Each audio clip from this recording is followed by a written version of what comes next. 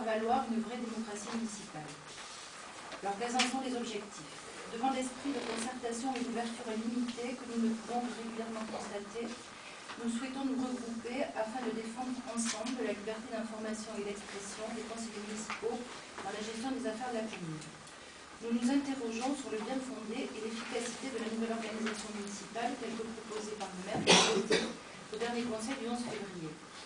Le choix de supprimer la plupart des commissions municipales officielles, aménagement du centre, communication, patrimoine, intercommunalité, environnement, développement économique, solidarité, et les remplacer par des groupes de travail arbitraires qui ne sont pas obligatoirement représentatifs, semble montrer une volonté d'écarter les membres élus qui privilégient le débat d'idées. Dans les communes importantes, l'obligation de respecter les règles de représentativité des courants d'opinion dans les commissions est encadrée par les dispositifs légaux, assurant ainsi le droit d'expression de tous les élus.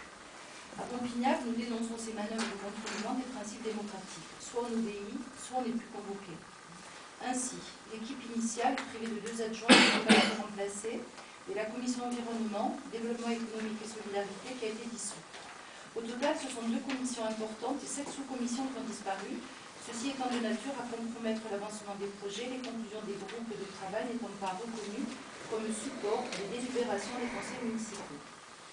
Pourquoi ne sommes-nous pas un groupe d'opposition? Nous ne sommes pas un groupe d'opposition car nous soutenons les idées du programme électoral que nous partageons avec le reste de l'équipe, mais nous divergeons sur les méthodes de travail, de prise de décision, de gestion des équipes et sur la communication municipale. Comment agir? Un droit à l'information.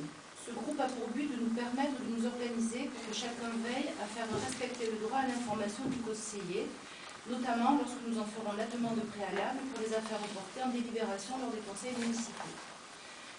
Par question orale, l'article L21-21-19 du CGCT prévoit que les conseillers municipaux ont le droit d'exposer en séance du conseil des questions orales ayant trait aux affaires de la commune. Elles peuvent concerner les affaires portées à l'ordre du jour de la séance ou d'une manière très générale, tout objet en relation avec les affaires de la commune. Agir par un droit de proposition. Nous tenons également à faire valoir notre droit de demander la mise en discussion de toute proposition rentrant dans les attributions du conseil municipal et un vote sur celle-ci.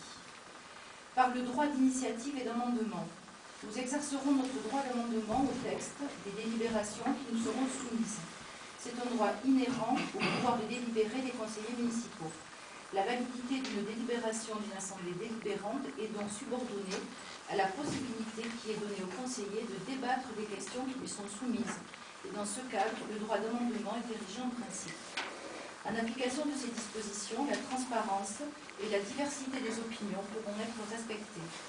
Nous restons ouverts pour accueillir tous ceux qui souhaiteraient rejoindre notre groupe. Ne dit-on pas de la discussion jaillit la lumière? Voici les membres qui composent le groupe à sa création. Moi-même, donc, Sylvie Auriac, Madame Laurence Dambre, Madame Sandrine Didion et Monsieur Luc Sandre. Très bien.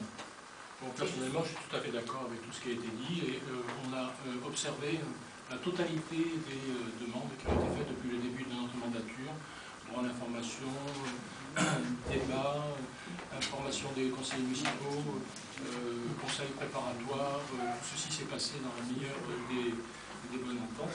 Voilà, donc je vous remercie, Madame Auriac, de préciser ce que nous avons toujours fait et ce que nous continuerons à faire jusqu'à la fin de notre mandature.